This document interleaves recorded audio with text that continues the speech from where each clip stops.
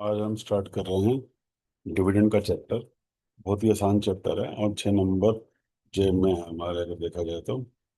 Start करते हैं। इसमें बेटा 4 सेक्शन है मेनली, 123, 124 और 125 और 127। और एक डेफिनेशन है डिविडेंड की, जिसमें कुछ भी नहीं कह रहा है, जो 235 में डिफाइन है। यहाँ से हम स्टार्ट करेंगे। 235 कहता है कि dividend includes interim dividend. Common meaning dividend का क्या है कि जो भी आपके पास प्रॉफिट आता है उसको डिस्ट्रीब्यूट करना है आपको अपने मेंबर्स को। जो भी आपके पास रिजर्व है, जो भी आपके पास सरप्लस है प्रॉफिट में, अगर आप शेयर होल्डर्स को देते हो तो उसको हम डिविडेंड कहते हैं। शुरू में ये बात करते हैं हम कि डिविडेंड जो है, फाइनल डिविडेंड की बात करता है। फाइनल डिविडेंड का मतलब होता है जो dividend which is recommended by board and which is approved by share holder. तो अगर मैं बात करूं, इंटरिम डिविडेंड होता है और फाइनल डिविडेंड होता है। Interim dividend declared board of directors करते हैं, और जो फाइनल डिविडेंड है वो रिकमेंड बोर्ड ऑफ डायरेक्टर्स करते हैं, बट अप्रूव करते हैं उसको शेयर होल्डर्स जनरल मीटिंग के अंदर। जब तक डिविडेंड डिक्लेयर नहीं होता तब तक वो लायबिलिटी नहीं बनती है। एक एग्जांपल है, जैसे A B limited has issued equity share having a face value 10 per share. Shares are currently quoting 250 shares. तो जो फेस वैल्यू है उसके ऊपर डिविडेंड आता है, ना कि मार्केट वैल्यू पे। तो कंपनी ने एजीएम पर डिक्लेयर करा 27 जुलाई को 20% dividend. Mister Shekhar owns 1000 share which he purchase at 300। इससे कोई मतलब नहीं है 300 की आज की करंट वैल्यू है, या उसने परचेज 300 पे करा आज की करंट वैल्यू 250 है। उससे कोई मतलब नहीं है। 10 रुपीज का शेयर है, 20% डिविडेंड है, तो 20% ऑन 10 मतलब 2 रुपीज मिलेगा। 1000 शेयर है तो 1000 × 2 रुपए, 2000 रुपये उसको मिल जाएगी। अभी मैंने ऊपर बताया जो फाइनल डिविडेंड है, it is a dividend which is recommended by board and approved by share holder in the general meeting. जो भी rate board of director approve करते हैं उस रेट से ऊपर नहीं जा सकता शेयर होल्डर। मतलब आपने अगर सपोज 5% डिविडेंड डिक्लेयर करा ऑन फेस वैल्यू, तो जो रिकमेंड करा बोर्ड ऑफ डायरेक्टर ने वो अप्रूव कर सकता है शेयर होल्डर 5% तक ही। ये नहीं बोल सकता यूनानिमसली भी, सारे शेयर होल्डर भी बोल दे कि हम 6% करना चाहते हैं, ये नहीं सकता। हाँ, 4% करना चाहे कर सकता है, पर प्रैक्टिकली वो जो रिकमेंड करते हैं उससे कम नहीं जाएगी। यही सेकंड एग्जाम्पल है, अगर देखा जाए। सेकंड थिंग, इसमें टाइप ऑफ डिविडेंड। डिविडेंड दो तरह के हैं, इंटरिम डिविडेंड और फाइनल डिविडेंड। इंटरिम डिविडेंड की बात करूं तो जो मैंने भी समझा, जो भी डिविडेंड एजीएम से पहले, या मैं बोलूं 2 एजीएम के बीच में, एक ही बात है। मतलब जो एजीएम में डिक्लेयर होता है वो तो फाइनल डिविडेंड है, जो एजीएम में डिक्लेयर नहीं है वो सारे इंटरिम डिविडेंड है। तो फाइनेंशियल ईयर में डिविडेंड हुआ, इस एजीएम से पहले डिक्लेयर हुआ, ये एजीएम आपके फाइनेंशियल ईयर के बाद होगी। तो बुक्स को हमने अभी प्रिपेयर नहीं करा है, अप्रूव नहीं करा है, और हम डिविडेंड डिक्लेयर करना चाहते हैं, तो हम उसको बोलते हैं इंटरिम डिविडेंड। तो इंटरिम डिविडेंड कौन डिक्लेयर करता है? Board of directors. डिविडेंड कहाँ से पे होता है, उसके सोर्स। अगर मैं सिंपल सोर्स की बात करूं तो ये प्रॉफिट होता है। मतलब प्रॉफिट जो रिजर्व में ट्रांसफर नहीं हुए, तो लास्ट ईयर के प्रॉफिट अगर जो चलते आ रहे हैं, आपने उसको रिजर्व में ट्रांसफर नहीं करा, तो लास्ट ईयर के सरप्लस प्रॉफिट भी ले सकते हो आप, देखा जाए तो इस साल का प्रॉफिट भी ले सकते हो। अगर आप सपोज सेकंड क्वार्टर में डिविडेंड डिक्लेयर कर रहे हो, तो फर्स्ट क्वार्टर तक का जो आपका प्रॉफिट है, अगर वो पैसा है आपके पास, तो उससे भी डिविडेंड डिक्लेयर कर सकते हो। तो 3 सोर्सेज है। सरप्लस मतलब लास्ट ईयर का प्रॉफिट जो रिजर्व में ट्रांसफर नहीं हुआ, ध्यान रखना। प्रॉफिट जो आप इस साल कमा रहे हो उससे भी दे सकते हो आप इंटरम डिविडेंड एजीएम से पहले। वो प्रॉफिट अगर आपने सेकंड क्वार्टर में डिक्लेयर करा है, फर्स्ट क्वार्टर में प्रॉफिट आया, उससे भी दे सकते हो। क्या कंपनी में लॉस हुआ है तो हम इंटरिम डिविडेंड दे सकते हैं? आंसर इज यस, क्योंकि हमारे पास सरप्लस अगर पड़ा हुआ है लास्ट ईयर के प्रॉफिट का, तो वहां से दे सकते हैं अगर देखा जाए। बट इसमें एक कंडीशन है कि आप लॉस के केस में भी इंटरिम डिविडेंड दे सकते हो, पर इंटरिम डिविडेंड का रेट रेट रेट रेट नहीं ज्यादा होना चाहिए average rate of last 3 financial year का जो डिविडेंड आपने दिया है। सपोज आपने लास्ट ईयर दिया था 10%, उससे लास्ट ईयर दिया आपने 20%, उससे लास्ट ईयर आपने दिया 12%, तो 12 + 20 + 10, 42% डिवाइडेड बाय 3, मतलब जो भी आएगा इससे ऊपर डिविडेंड नहीं होना चाहिए रेट। आप इससे कम कितना भी डिक्लेयर करो, अगर आपके पास प्रॉफिट है, सरप्लस पड़ा हुआ है लास्ट ईयर का। एग्जाम्पल दे रखा है, अगर कंपनी ने 16% डिविडेंड डिक्लेयर करा था लास्ट 3 ईयर में, तो क्या इससे ऊपर जा सकते हैं? नहीं, इससे नहीं जा सकते हैं। अगर आपने इस साल करंट ईयर में लॉस है और आप देना चाहते हो डिविडेंड, कौन सा? इंट्रीम। इंटरम डिविडेंड जैसे ही डिक्लेयर हो, आपको 5 दिन के अंदर शेड्यूल बैंक में डालना पड़ता है। Same is applicable of final dividend. और सारे प्रोविजन जो हमारे फाइनल डिविडेंड पे लगते हैं वो इंटरम डिविडेंड पे भी लगते हैं। अब फाइनल डिविडेंड क्या है, जो मैंने अभी समझाया। फाइनल डिविडेंड का मतलब है जो एजीएम में डिक्लेयर हुआ। It is rate dividend which is recommended by board and it is approve by share holder but the rate recommended by board can not be increase by share holder. ये difference हमारे book में समझा रखा है। Interim dividend is declared and paid during an accounting year before the financial of accounts. मतलब जब तक आपने बुक्स नहीं बनाई है तब तक आप कोई भी डिविडेंड डिक्लेयर करते हो वो इंटरिम डिविडेंड माना जाता है। और final dividend is dividend recommended by board of directors and approve by share holder at company AGM after the close of financial year. Announcement कौन करेगा? ये बोर्ड ऑफ डायरेक्टर। ये रिकमेंडेड बोर्ड है, approve by share holder. तो एक तरह से एक ये पहले वाले में दोनों चीजें बोर्ड कर रहा है, यहाँ पर शेयर होल्डर कर रहा है। टाइम ऑफ डिक्लेरेशन मैंने अभी बताया, फाइनेंशियल स्टेटमेंट बनने से पहले करते हो या आप at the time of financial statement. Revocation, क्योंकि बोर्ड ऑफ डायरेक्टर ने डिक्लेयर करा तो अब इसके ऊपर एक पार्टी बैठी हुई है शेयर होल्डर, तो शेयर होल्डर रिवोक कर सकते हैं। पर यहाँ पर डिक्लेयर कौन करता है? Share holder. तो शेयर होल्डर ने एक बार डिक्लेयर कर दिया तो रिवोक हो ही नहीं सकता। शेयर होल्डर ने जब डिक्लेयर कर दिया, अगर फाइनल डिविडेंड भी अगर आपने रिकमेंड करा है और अभी अप्रूव नहीं हुआ है तो वो तो रिवोक हो ही सकता है शेयर होल्डर से। तो हम बात कर रहे हैं जब डिक्लेयर हो गया। तो अगर इंटरिम डिविडेंड अगर वो डिक्लेयर हो चुका है तो वो रिवोक हो सकता है, पर अगर फाइनल डिविडेंड जो डिक्लेयर हो सकता है वो रिवोक नहीं हो सकता। ये आपका कंसेप्ट जो आप पहले फाउंडेशन में भी पढ़ चुके हो। प्रेफरेंस शेयर्स और इक्विटी शेयर। प्रेफरेंस शेयर्स का मतलब होता है जिसकी प्रेफरेंस होती है over equity share. if company does not have an equity share it can not declare A preference share. Preference share दो तरह के होते हैं, one is called cumulative and second is non cumulative. Preference share के अंदर fix dividend दिया जाता है, और क्यूमुलेटिव के अंदर अगर वो डिविडेंड फिक्स है, सपोज आपके पास 1 करोड़ प्रेफरेंस शेयर्स है और 10% डिविडेंड आपने फिक्स कर दिया और 5 साल के प्रेफरेंस शेयर आपने इशू करे हैं, तो पहले साल 10 लाख हुआ, पर कंपनी में अगर प्रॉफिट नहीं है तो इस 10 लाख को हम अगले साल ले जाएंगे। अगले साल के प्रॉफिट में ये वाला 10 लाख और अगला 10% भी 1 करोड़ का देना पड़ेगा, मतलब 20 लाख रुपए प्रेफरेंस शेयर को देने पड़ेंगे। पर नॉन क्यूमुलेटिव प्रेफरेंस शेयर में क्या होता है कि जो डिविडेंड का एरियर है, जैसे अभी मैंने एग्जांपल दिया 1 करोड़ का 10%, 10 लाख, अगर पहले साल प्रॉफिट नहीं था तो वो लैप्स हो जाता है सेकंड ईयर में प्रॉफिट होगा तभी मिलेगा। और ये ध्यान रखना, जब तक प्रेफरेंस शेयर होल्डर को डिविडेंड नहीं जाता तब तक इक्विटी को डिविडेंड नहीं दिया जाता। मतलब अगर पैसा नहीं है तो अगर पैसा आएगा भी तो पहले प्रेफरेंस शेयर को, उसके बाद जो बचेगा वो हम इक्विटी को डिक्लेयर कर सकते हैं। इक्विटी का डिविडेंड रिकमेंड बोर्ड करता है तो वो वेरी कर सकता है, पर प्रेफरेंस शेयर का डिविडेंड पहले ही फिक्स हो जाता है। तो यही बात हमारे यहाँ पर समझा रखी है। प्रेफरेंस शेयर की दो प्रेफरेंस होती है, एक तो डिविडेंड की जो मैंने अभी आपको समझाई, प्लस रीपेमेंट। जब अगर कंपनी डूब जाती है, वाइंडिंग अप हो जाती है कंपनी की, तो रीपेमेंट में पहले प्रेफरेंस शेयर कैपिटल को प्रायोरिटी दी जाती है। तो देखो लिखा क्या हुआ है, cumulative preference share. A cumulative preference share is one in respect of which dividends gets accumulated and any areas of such dividend arising due to insufficiency of profit during the current year is payable from profits earned in the later year until and unless dividend on cumulative preference share is paid in full including arrears, if no if any no dividend is payable on equity share। जब तक आप सारे arrear खत्म नहीं कर दोगे तब तक आपको ये इक्विटी के पैसे नहीं दे सकते। नॉन कम्युलेटिव मैंने भी समझाया, जहां dividend is payable out in an year of profit, there is no accumulation of profit as in case of cumulative preference share. In case no dividend is declared in a year due to any reason, the right to receive such dividend of जो है वो lapse हो जाती है और वो उसको arrear नहीं मिलता लास्ट अगले सालों में अगर देखा जाए तो। इक्विटी शेयर में आपको पता ही है, इक्विटी शेयर का मतलब है जो प्रेफरेंस शेयर कैपिटल नहीं दे। और इक्विटी शेयर में एक और डिफरेंस होता है, इक्विटी शेयर जो होता है को वोटिंग राइट मिलती है, पर प्रेफरेंस शेयर वाले को वोटिंग राइट नहीं मिलती। तो ये एक और डिफरेंस है बेसिक जो हमें पता ही है अगर देखा जाए। अब आते हैं सोर्स। ये बात कर रहे हैं फाइनल डिविडेंड की, वहां पर हमने की थी इंटरिम डिविडेंड। इंटरिम का सोर्स क्या था? भाई सरप्लस है प्रॉफिट में। इस साल प्रॉफिट आ गया, ये जिस क्वार्टर में आप दे रहे हो उससे पिछले क्वार्टर में प्रॉफिट है तो प्रॉफिट से ही आएगा। पर यहाँ पर क्या है, प्रॉफिट ऑफ करंट ईयर्स और profit of any previous year, और ये जो रिजर्व में है उसमें से भी ट्रांसफर आप उसमें से भी मतलब डिविडेंड डिक्लेयर कर सकते हो। बट करंट ईयर के प्रॉफिट और रिजर्व में से पहले आपको डेप्रिसिएशन माइनस करना पड़ता है, और अगर कोई लास्ट ईयर के लॉसेज है वो भी सेट ऑफ करने पड़ते हैं। तो आप ए और बी मतलब हो गया एक तरह से इस साल का प्रॉफिट और लास्ट ईयर के रिजर्व्स, और सी का पॉइंट है दोनों। मतलब कुछ आपका पास पैसा इस साल है और आप डिविडेंड सपोज डिक्लेयर करने से तो 15 लाख, तो इस साल आपके पास 5 लाख प्रॉफिट है और 10 अगर आपके रिजर्व्स में है तो वहां से भी कर सकते हो। और एक लास्ट पॉइंट है डी, कि गवर्नमेंट भी कई बार फंडिंग करते हैं। कई बार कंपनी को गारंटी देती है गवर्नमेंट की कोई बात नहीं, तुम्हारे पास पैसे ना भी हो तो मैं तुम्हें पैसे दूंगा, तो उस कंपनी के अंदर आप जो गवर्नमेंट पैसे देगा उसके आप डिविडेंड डिक्लेयर कर सकते हो। ये मैंने आपको नोट समझाया था कि डिविडेंड आप प्रीवियस ईयर के लॉस को भी और डेप्रिसिएशन को भी सेट ऑफ करते करोगे। एक और पॉइंट, जो प्रॉफिट है उसमें कोई भी अनरियलाइज प्रॉफिट नहीं आ सकता, नोशनल प्रॉफिट नहीं आ सकता।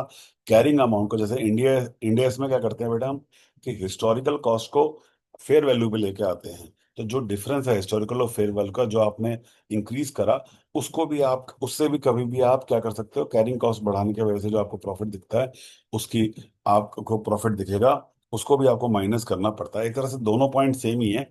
दोनों पॉइंट ये मतलब है कि कोई भी चीज अनरियलाइज है, कोई भी चीज नोशनल है जो एक्चुअल में रियलाइज नहीं हुई है, सिर्फ आप कैरिंग कॉस्ट को बढ़ा के दिख रहे हो फेयर वैल्यू में, या नोशनल गेन्स का या अनरियलाइज गेन्स है आपके पास, उसको हम डिविडेंड के लिए, कैपिटल डिविडेंड के लिए यूज नहीं कर सकते। कैपिटल प्रॉफिट तो आपको पता ही है, वो तो हम कर ही नहीं सकते कैपिटल प्रॉफिट तो कैपिटल प्रॉफिट भी आप इवेंचुअली डिक्लेयर नहीं करते। क्या हमें डेप्रिसिएशन प्रोवाइड करना पड़ता है प्रॉफिट में? तो हाँ, डेप्रिसिएशन करना पड़ता है। फिर डेप्रिसिएशन का मतलब बता रखा है, depreciation of the wear and tear, और टाइम के वजह से जो हमारा होता है, या टेक्नोलॉजी चेंज होने की वजह से डेप्रिसिएशन प्रोवाइड होता है। डेप्रिसिएशन से अगर नहीं प्रोवाइड करोगे तो value of assets will be overstated, आपको पता ही है, और प्रॉफिट ऑफ करंट ईयर भी क्या हो जाएगा, ओवरस्टेटेड। दोनों चीजें, एसेट भी बढ़ जाएगी और प्रॉफिट भी बढ़ जाएगा, इस तरह से डबल इम्पैक्ट आता है। एग्जाम्पल दे रखा है, अगर कंपनी ने वाइंड अप हो रही है और उसने बैलेंस शीट में अगर डेप्रिसिएशन प्रोवाइड नहीं कर रखा, तो उसकी एक्चुअल रिलाइजेबल वैल्यू तो उसकी कम होगी, क्योंकि उसने वीएट तो प्रोवाइड नहीं करा। हो सकता है कि वो वाइंडिंग अप को प्रोवाइड नहीं करे। वाइंडिंग अप के अंदर आपके एसेट्स दिख तो रहे हैं कि एसेट्स तो 10 करोड़ के हैं और आपने डेप्रिसिएशन प्रोवाइड नहीं कर रखा, पर एक्चुअली में अगर उसको मैं डेप्रिसिएशन प्रोवाइड करूंगा तो एसेट आज 6 करोड़ के भी नहीं है। तो आपने एक तरह से 4 करोड़ रुपए एक्स्ट्रा प्रॉफिट दिखा रखा है। ये एग्जांपल देखा है फोर में, कुछ भी नहीं है इस एग्जांपल में, कि एक रिवैल्यूएशन प्रॉफिट हुआ 20 लाख रुपए का, अगर देखा जाए तो 20 लाख को रिवैल्यूएशन प्रॉफिट को हम यूज कर सकते हैं डिविडेंड के लिए? Answer is no. ये एक चेंज आया तो आपको ध्यान रखना है। इस पर क्वेश्चन भी आ चुका है, ट्रांसफर टू रिजर्व। आज की डेट में अगर आपको डिविडेंड डिक्लेयर करना है तो आपको, आपके पास कोई मैंडेट नहीं है कि आप कितना रिजर्व में ट्रांसफर करो। आप जितना मर्जी करना चाह रहे हो, ना करना चाह रहे हो, तब भी कोई दिक्कत नहीं है। जैसे एग्जांपल दे रखा है, for the current year Alma Watches Limited proposes to transfer more than 10% of profit to the reserve before declaration of dividend at the rate of, can the company do so? Yes, company can do. Second example भी है, Brix shipyard limited has earned a profit of 1000 crores for the financial year, it has proposed dividend इतना, how it does not intend to transfer, क्या वो zero transfer करके भी कर सकता है? आंसर इज यस, उसकी मर्जी है। अब आ जाओ, डिविडेंड जब आपके इस साल में प्रॉफिट नहीं है तो आप किससे दोगे? रिजर्व से। तो इसका एक रूल बना हुआ है, रूल 3, ऐसे आपको देना है। तो ये रूल 3 को हम समझते हैं। इसमें है 4 कंडीशन। पहली कंडीशन को बिल्कुल सेपरेट रखना है। पहली कंडीशन एक मैक्सिमम लिमिट बताता है कि इससे ऊपर नहीं जा सकते। पहली लिमिट क्या है कि लास्ट 3 साल का डिविडेंड का एवरेज करो। सपोज आपके पास, वही एग्जांपल लेते हैं, लास्ट तीनों साल में 16 16 16 होता है, एवरेज भी क्या आ गया 16, तो 16% से ऊपर डिविडेंड डिक्लेयर नहीं हो सकता। तो ये कंडीशन को आप साइड में रख दो। अब कंडीशन सेकंड थर्ड फोर्थ को अप्लाई करो। कंडीशन सेकंड क्या कहता है, इस 3 कंडीशन को हम इकट्ठे करेंगे। सबसे पहले, अगर आपको डिविडेंड डिक्लेयर करना है तो आप 10% of paid up share capital plus free reserve निकालो। मतलब आप इससे ज्यादा पैसा नहीं निकाल सकते। अगर सपोज आपके पास 1 करोड़ की शेयर कैपिटल है और 10 लाख की फ्री रिजर्व है, तो 1 करोड़ 10 लाख का 10% निकाल लो, जो आ गया 11 लाख। तो total amount to be withdrawn for, अगर देखा जाए, dividend can not be more than 11 lakh. अभी हम नीचे एग्जाम्पल कर भी लेंगे। तो इस 11 लाख में से कोई लॉस है तो इसको आप सेट ऑफ कर दो। कोई अलग से डेप्रिसिएशन भी दे रखा था तो वो भी माइनस कर देते। तो हम लॉस, सपोज 1 लाख है तो मैंने 1 लाख माइनस कर दिया, 10 लाख लो।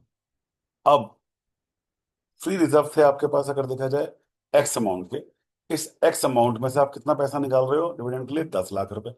तो कहता है जो एक्स है और माइनस 10 लाख कर दोगे, ये हमेशा ज्यादा होना चाहिए 15% ऑफ पेड अप कैपिटल। मतलब आपने सपोज, आपका फ्री रिजर्व सपोज 50 लाख का था और 10 लाख आपने निकाले, तो 40 लाख हो गया आपके पास। This 40 lakh should be greater और equal to your 15% of paid up capital. तो 15% ऑफ पेड कैपिटल से ज्यादा होना चाहिए। मतलब जो बची हुई अमाउंट है, जो आपने फ्री रिजर्व में से निकालने, फ्री रिजर्व है, वो इतना तो होना चाहिए, इतना होना चाहिए एक तरह से, ज्यादा होना चाहिए या इक्वल होना चाहिए कम से कम पेड कैपिटल। मतलब फ्री रिजर्व मतलब डिविडेंड निकालने के बाद। अभी मैं इसका एग्जांपल कराता हूँ तो आपको और क्लियरिटी आ जाएगी। देखो एग्जांपल देखते हैं। कैप्रिकॉन कैपी कैप्रिकॉन ये limited still has a paid up capital of 200 lakhs and accumulated reserve of 240।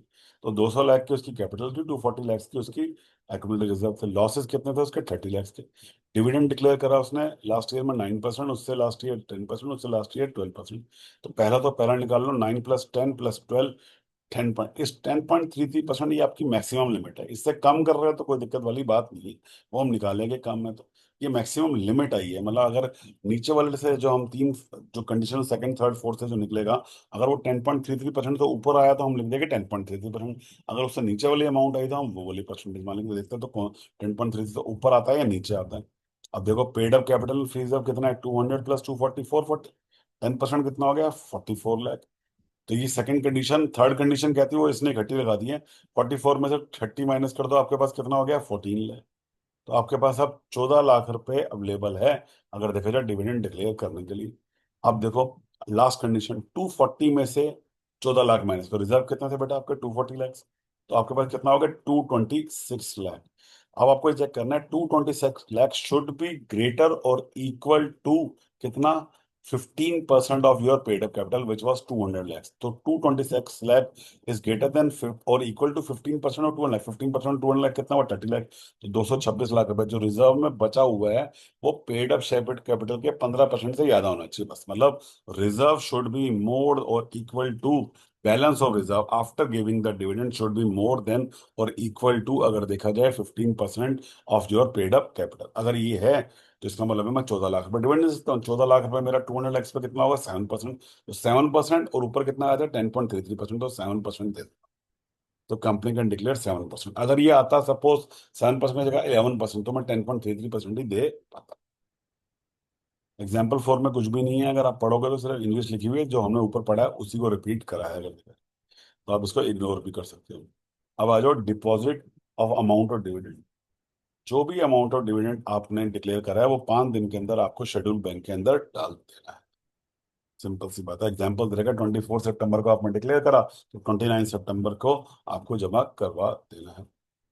Payment और डिविडेंड किसको दोगे आप, dividend, dividend will be given to register share holder, या उसने किसी को ऑर्डर दिया है कि भैया इसको दे देना X1 देखो, या अपने बैंक में कि मेरे मेरे बैंक में ट्रांसफर कर देना, 3 लोगों को आप दे दोगे। सिंपल सी बात।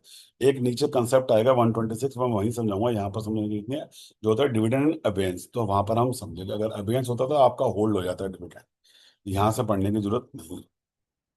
अब देखो एग्जाम्पल दे रहा है कि डिविडेंड डायरेक्टर ने East West Limited propose dividend at 15% on equity share for इतना, कंपनी अनाउंस 28 सितंबर as a record date for payment of dividend, dividends approve in the annual general meeting. तो 28 सितंबर को आपने डिविडेंड डिक्लेयर करा। Binoy was the holder of 2000 equity of, Binoy एक holder था 31 मार्च को, बाद उसके शेयर्स को ट्रांसफर कर दिया था 18 जून को।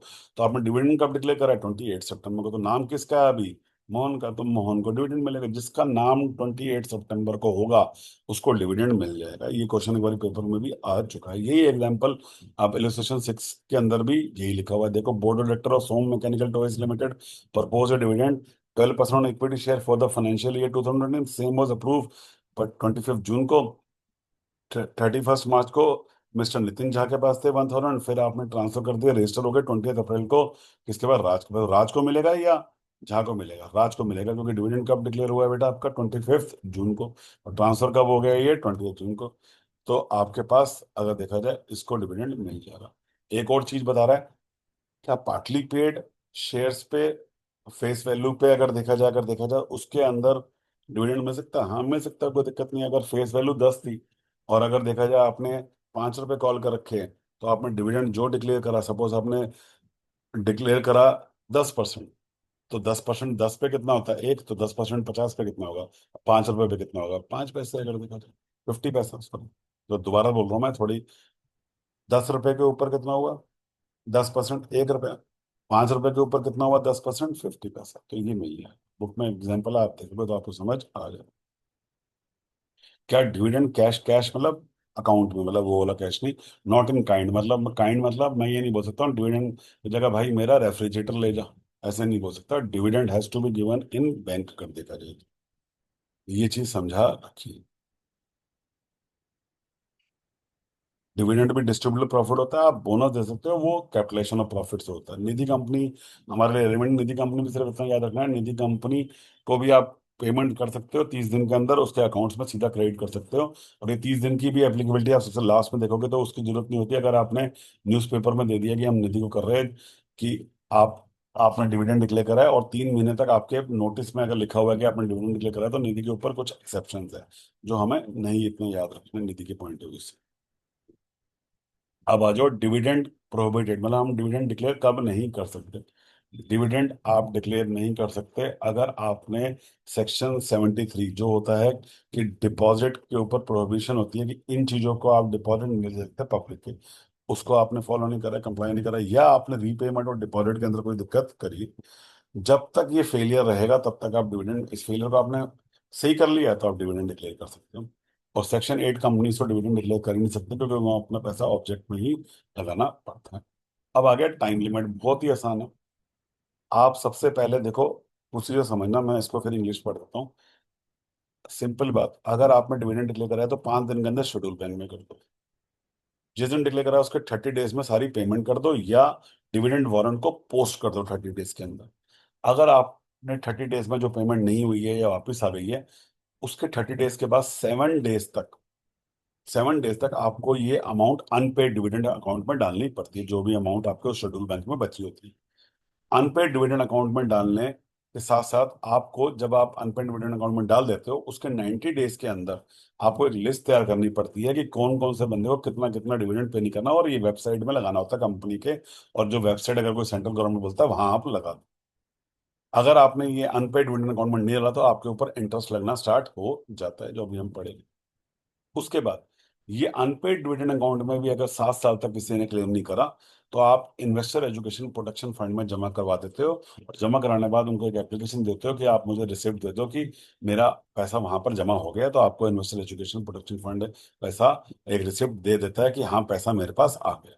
तो ये प्रोसीजर, अगर मैं सिंपल बात करूँ, कुछ भी नहीं है। 5 डेज में शेड्यूल बैंक डिविडेंड डिक्लेयर के बाद 30 डेज के अंदर आपको पेमेंट करनी है। 30 डेज के अंदर पेमेंट नहीं कर पाया तो उसके 7 डेज के अंदर अनपेड डिविडेंड अकाउंट में ट्रांसफर करना है। अनपेड डिविडेंड अकाउंट के अंदर अगर 7 साल तक क्लेम नहीं करा तो उसको इन्वेस्टर एजुकेशन प्रोटेक्शन फंड में डाल देना है। तो यही हमारे इसमें लिखा हुआ है। Where dividend has been declared by company but has not been paid और claimed within 30 days from the date of declaration, the company shall within 7 days from the expiry of 30 days the amount has to be transfer to उड़ा account. उड़ गया, उड़ गया मतलब आपके account schedule bank से उड़ के इस अकाउंट में चला गया। पर स्टेटमेंट, आपको एक स्टेटमेंट बनानी पड़ेगी, मैंने बताया था अनपेड डिविडेंड अकाउंट में जो आपने पैसा डाला है उसकी सारी स्टेटमेंट बना दो। उसका, लोगों का एड्रेस क्या है जिनको पैसे नहीं मिले, उनका नाम क्या है, सब कुछ बना के आप उसको वेबसाइट में लगा दो, यही। फिर अगर आपने उड़ा अकाउंट में नहीं डाला तो आपको 12% इंटरेस्ट देना लगाना पड़ेगा। और ये इंटरेस्ट का क्लेम कौन कर सकता है, जब आप, अगर देखा जितना लेट करा होगा तो वो आप क्लेम कर सकते हो। आपको कहाँ पर कौन क्लेम कर सकता है, मेंबर्स क्लेम कर सकते हैं। ठीक है, कैसे क्लेम करेंगे, कंपनी को एक एप्लीकेशन देके कि भैया मेरे को दे दो। फिर मैंने आपको बताया अगर ये अमाउंट उड़ा अकाउंट के अंदर 7 साल तक पड़ा रहा तो आपको जितना भी और साथ में अगर कोई इंटरेस्ट लेता है वो सारा अमाउंट आपको इन्वेस्टर एजुकेशन प्रोटेक्शन फंड में ट्रांसफर करना पड़ेगा। और कंपनी को एक स्टेटमेंट भेजनी पड़ेगी कि ये ट्रांसफर मैंने आईपीएफ में कर दिया। आईपीएफ आपको एक रिसिप्ट दे देगा जो यहाँ पर लिखा हुआ है। एक चीज और, अगर कोई शेयर्स जिस पे 7 साल तक कोई डिविडेंड क्लेम नहीं करा गया है या डिविडेंड पे नहीं हुआ है, वो शेयर्स भी हम इन्वेस्टर एजुकेशन प्रोटेक्शन फंड में ट्रांसफर करते हैं। अभी लास्ट टॉपिक आएगा उसके ऊपर भी हम समझेंगे। जितने भी शेयर्स है उसको कोई रीक्लेम करना चाहता है तो मतलब अगर कोई क्लेम करना चाहता है तो वो इन्वेस्टर एजुकेशन प्रोटेक्शन फंड से कर सकता है। पेनल्टी याद रखने की जरूरत। ये इसका चार्ट भी दे रखा है। Dividend declare with in 30 days, not paid with in 7 days, deposit with उड़ा अकाउंट। 7 डेज में नहीं करा तो आपको पेनल्टी लगने लग जाती है। 90 डेज में आपको एक लिस्ट बनानी है, वेबसाइट में डालना है गवर्नमेंट की, कोई और बोलते तो वहां पर 7 साल के अंदर आपको, अगर देखा जाए with interest investor education protection fund जो अभी हम पढ़ने जा रहे हैं उसको, इसकी मैं एक अलग से भी वीडियो बनाऊंगा इन्वेस्टर एजुकेशन प्रोटेक्शन की, 5 मिनट में, जिसमें सारे सब सेक्शन के साथ। तो अभी हम स्टडी मटेरियल से कर रहे हैं। इन्वेस्टर एजुकेशन प्रोटेक्शन फंड कौन एस्टेब्लिश करता है बेटा, सेंट्रल गवर्नमेंट एस्टेब्लिश करता है। प्रमोटर को एजुकेट करने के लिए, अनक्लेम वगैरह सारी चीजें डालने के लिए। क्या क्या चीजें इसमें आती है, हम क्या क्या क्या चीजें इन्वेस्टर एजुकेशन फंड में जमा होता है। देखो, क्रेडिट क्या होता है, पहली चीज सेंट्रल गवर्नमेंट कोई भी ग्रांट देता है। दूसरा, सेंट्रल गवर्नमेंट और कोई भी स्टेट गवर्नमेंट या कोई कंपनी कोई डोनेशन देती है। सेंट्रल ग्रांट का मतलब होता है जो चीज आपने अप्रूवेट कर दी है जब आप पार्लियामेंट वगैरह के अंदर कि भैया इतना पैसा तो मैं यहाँ पर डालूंगा इन्वेस्टर एजुकेशन को, इन्वेस्टर को एजुकेट करने के लिए इस फंड के अंदर। तो डोनेशन होती है, कभी भी आपके पास पैसा आया तो आप डोनेट करना चाहते हो तो वो कोई भी कर सकता है, central government state government other. कोई उड़ा अकाउंट में, ठीक है ना, पहले से अमाउंट जो हमने अभी बात करी उड़ा अकाउंट में अमाउंट जाएगी 7 साल के अंदर वो यहाँ पर ट्रांसफर हो जाएगी। इससे पहले हमारे 1956 एक्ट के अंदर जीआरए अकाउंट होता था, उसका बैलेंस भी आईपीएफ में ट्रांसफर हो जाएगा। और पुराना आईपीएफ जो 205 सी के अंदर था वो भी इसमें ट्रांसफर हो जाएगा। जीआरए 205 ए के अंदर था और आईपीएफ 205 सी के अंदर था 1956, वो ओपनिंग बैलेंस इसमें आ जाए। अब तो आने की जरूरत है, जब 1956 में एक्ट आया था उसके बाद 2013 में आया तब वही ट्रांसफर करा होगा। कोई भी इनकम इससे रिसीव हो रही है तो वो भी आ जाएगी। डिसगॉर्जमेंट, कोई आपने शेयर्स को जब्त किया है कि बंदे ने गलत यूज करा, अपना गलत नाम यूज करके शेयर्स एक्वायर करे हैं, उस या कन्विक्टेड हुआ है वो, मतलब उसके वजह से तो आपने जो जब्त करे है उसका जो पैसा है सेल करके डिस्पोज करके जो मिला है वो भी इन्वेस्टर एजुकेशन प्रोटेक्शन फंड में आ जाएगा। एप्लीकेशन मनी, कोई एप्लीकेशन मनी जो आपने रिफंड करना था क्योंकि आप अलॉट नहीं कर पाए, और वो एप्लीकेशन मनी अब रिफंड करने का अकाउंट गलत है, कुछ भी है, 7 साल तक किसी ने क्लेम नहीं करा, और 7 साल के बाद आपके इन्वेस्टर एजुकेशन प्रोटेक्शन फंड में चले जाएगा। कोई डिपॉजिट मेच्योर हुए, कोई डिपॉजिट मेच्योर और वो किसी ने क्लेम नहीं करे 7 साल तक, तो वो कहाँ चले जाएंगे, इन्वेस्टर एजुकेशन। ऐसे डिबेंचर अगर क्लेम नहीं करे 7 साल तक ड्यू डेट के बाद, तो आपके इन्वेस्टर एजुकेशन प्रोटेक्शन फंड में, इसमें से कोई इंटरेस्ट अर्न करा वो भी यहाँ चला जाएगा। कोई बोनस शेयर करे आपने, बोनस शेयर की फ्रैक्शनल शेयर हो गए, सपोज 10 शेयर थे तो हुआ 3:1, तो आपको 3 शेयर मिलेंगे, 9 शेयर पे अगर देखा तो एक शेयर एक्स्ट्रा बच गया। एक शेयर के पैसे देने थे, अगर एक शेयर पे पैसे आपने क्लेम नहीं करे 7 साल तक किसी ने, या अकाउंट किसी का क्रेडिट नहीं हो पाया, तो 7 साल बाद इन्वेस्टर एजुकेशन प्रोटेक्शन फंड में चली जाएगी। ऐसे ही कोई मर्जर एंड एक्विजिशन में कोई फ्रैक्शनल शेयर आते हैं तो वो भी चले जाएगी। Redemption of shares, preference share को रिडीम करा और 7 साल तक किसी के अकाउंट में क्रेडिट नहीं हो पाया किसी की वजह से, 7 साल के बाद इन्वेस्टर एजुकेशन प्रोटेक्शन फंड में चले जाएगी। एक रूल 3 भी है, रूल 3 में कहता है जो ऊपर पढ़ा हमने 125 में A to N वो तो जाएगा ही, पर इसके अलावा जो अभी हमने बोला जिस पे शेयर्स पे जिस पे डिविडेंड क्लेम नहीं करा वो भी इन्वेस्टर एजुकेशन प्रोटेक्शन में चली जाएगी। सी पॉइंट क्या है, बी पे जो शेयर्स आपने अभी डाले हैं उसको अगर कोई उनको बेनिफिट मिला, सपोज मेरे शेयर थे जो 7 7 साल तक कोई शेयर थे जो क्लेम नहीं करे, वो चलेगा इन्वेस्टर एजुकेशन प्रोटेक्शन में। उस पर बोनस शेयर मिल गए तो उसको बेनिफिट हुआ, तो वो बोनस शेयर भी कहाँ चले जाएगा, वो इन्वेस्टर एजुकेशन प्रोटेक्शन फंड में। कोई बाकी कोई इनकम ग्रांट्स अथॉरिटी को मिली है, कोई इनकम अर्न करी है जो डी और एफ पॉइंट में लिखा है वो भी चले जाएगी। ई पॉइंट में लिखा हुआ है कोई आपको, कोई अथॉरिटी को कोई भी, मतलब ये DEF कुछ भी है कि कोई भी अथॉरिटी जो इन्वेस्टर एजुकेशन आप ये फंड की अथॉरिटी बनती है, उसको कोई भी ग्रांट फीस इनकम सम कोई भी कुछ मिला वो सारा इसमें चला जाएगा। और एक और पॉइंट है जो आप अभी पढ़ोगे आगे जाके, सेक्शन 90 कहता है बेनिफिशियल जो सिग्निफिकेंट बेनिफिशियल होता है उसके भी शेयर्स में कोई कोई भी बेनिफिट हुआ है वो भी आपका कहाँ चले जाएगा, इसमें चला जाएगा। और लास्ट पॉइंट अगर आपको याद करना है तो ऐसे याद रखो, दो बैंक बैंक कंपनी के एक्ट होते हैं जिसमें अंडरटेकिंग्स को ट्रांसफर और एक्वायर किया जाता है, जो आपका 1970 है और 1980 में आए थे।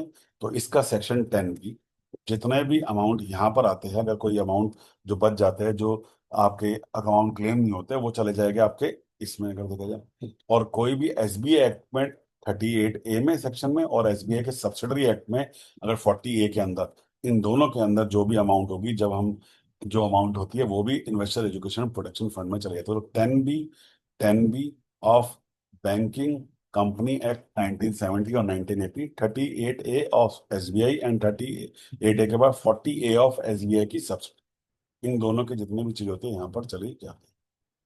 और कोई और पैसा अथॉरिटी ने अगर लिया है तो ये, अब इस पैसे को लगाएंगे कहाँ पर, यही पेपर में आता है, इस फंड को हम यूटिलाइज ना करेंगे तो सिंपल सी बात है, ये जो हमने जितने भी अभी बात करी, मेच्योर डिपॉजिट 7 साल के अंदर, आपके preference share, application money, dividend, कोई भी पैसा अगर कोई बंदा मांगने आता है वापस तो उन बंदे को देने पड़ेगा हमें।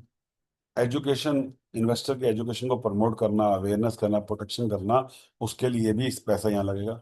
फिर डिसगवर्नमेंट हमने जो जब्त कर लिए थे, अगर किसी बंदे का नुकसान हुआ और वो जिसके जिसके हमने जब्त किए थे शेयर्स, जिसके जिस मतलब जब तो मैंने उसके किए होंगे जिसको जो कन्विक्टेड हुआ है, पर वो किसी को तो नुकसान हुआ होगा, अगर वो क्लेम उसको लगता है कि किसी को हमें नुकसान को पूरा करना है, बेशक वो शेयर था, डिबेंचर होल्डर था, जो उसको लॉस हुआ जब कोर्ट में केस चल रहा था, तो उस लॉस को भी हम कहाँ पर क्लेम करेंगे, यहाँ पर क्लेम करेंगे।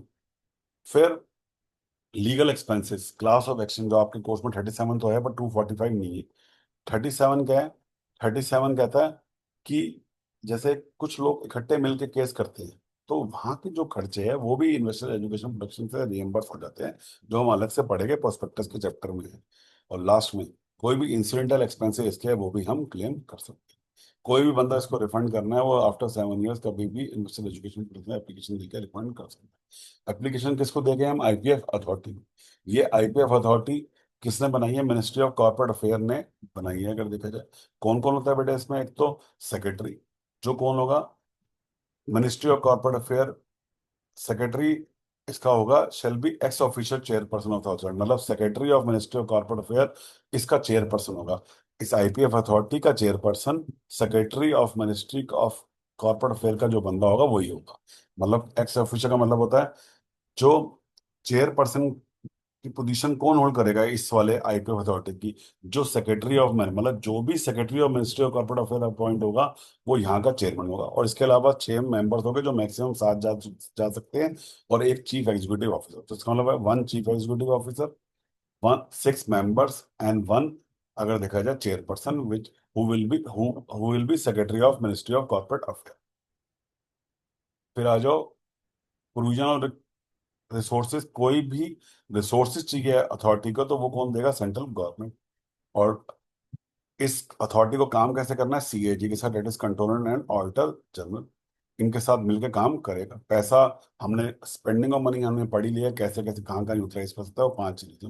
ऑडिट, ऑडिट को करेगा इसकी बुक्स को? सीएजी ऑडिट करेगा, क्या देखा जाए। और ये रिपोर्ट सीएजी ऑडिट करके किसको देता है? सेंट्रल गवर्नमेंट को। एक रिपोर्ट भी तैयार करनी पड़े इस अथॉरिटी को, वो रिपोर्ट भी किसको दी जाएगी? सेंट्रल गवर्नमेंट को। और जो ऑडिट रिपोर्ट है और जो एनुअल रिपोर्ट है जो हमने सेंट्रल गवर्नमेंट को दी है, वो central government both houses of parliament में क्या कर देगा? प्रेजेंट कर देगा। फिर आ जाओ जो मैंने ऊपर बात की थी अबेयंस, तो दो ही सेक्शन रह गए। 126, 126 क्या था? अबेयंस। अगर देखो मैंने शेयर्स ट्रांसफर करे आपके नाम, और किसी वजह से अभी ट्रांसफर होने में टाइम लगा, तो मेरा नाम लिखा हुआ है, आपका ट्रांसफर हुआ नहीं, और इन्हीं के बीच में सपोज मैंने 1 तारीख को ट्रांसफर करा था और अभी 10 तारीख है और अभी ट्रांसफर नहीं हुआ है, एप्लीकेशन आ चुकी है कंपनी के पास, पता है कि ट्रांसफर होना है। अब 11 तारीख को कंपनी ने डिविडेंड डिक्लेयर कर दिया, तो अब 11 तारीख को डिविडेंड मुझे दे या आपको दे? क्योंकि उनको पता है ये तो हटेगा नाम, और आपका नाम एप्लीकेशन आ चुकी है 1 तारीख को। तो जब तक क्लियरिटी ना हो तब तक ये पैसा कहाँ चला जाता है? Dividend abeyance. तो आप ये डिविडेंड अबेयंस में रख लोगे। मतलब ये डिविडेंड अबेयंस कहाँ पर जाता है? अनपेड डिविडेंड अकाउंट में। अगर मैंने बोल दिया था कि हाँ डिविडेंड किसको पे कर देना है, ऑथराइज, जिसने ट्रांसफर करा है, अगर वो ऑथराइज कर देता है कि भैया हाँ डिविडेंड इनको दे दो जिसके नाम पे मैं देना चाहता हूँ, तो आप ट्रांसफर को भी दे सकते हैं। तो देखो क्या लिखा हुआ है, transfer the dividend in relation to such share to the unpaid dividend account unless it is authorised by registered holder for such share in writing to pay such dividend to the transferee. तब तक उसने बोला नहीं। तो देखो होता क्या, in case of any instrument transfer of shares has been delivered by the shoulder, आपने ट्रांसफर ऑफ शेयर के लिए डिलीवरी कर दी है, कंपनी को दे दिया, for registered transfer of such share has not been registered, अगर आप अभी रजिस्टर नहीं हुआ है, तो आपको वो डिविडेंड अवेयंस में डालना पड़ेगा, मतलब अनपेड डिविडेंड अकाउंट में डालना पड़ेगा जब तक क्लियरिटी ना आ जाए। और ऐसे ही अगर कोई बोनस शेयर बीच में डिक्लेयर होते हैं, राइट्स होते हैं, वो भी आपके डिविडेंड एंड अवेयंस में चले जाते हैं।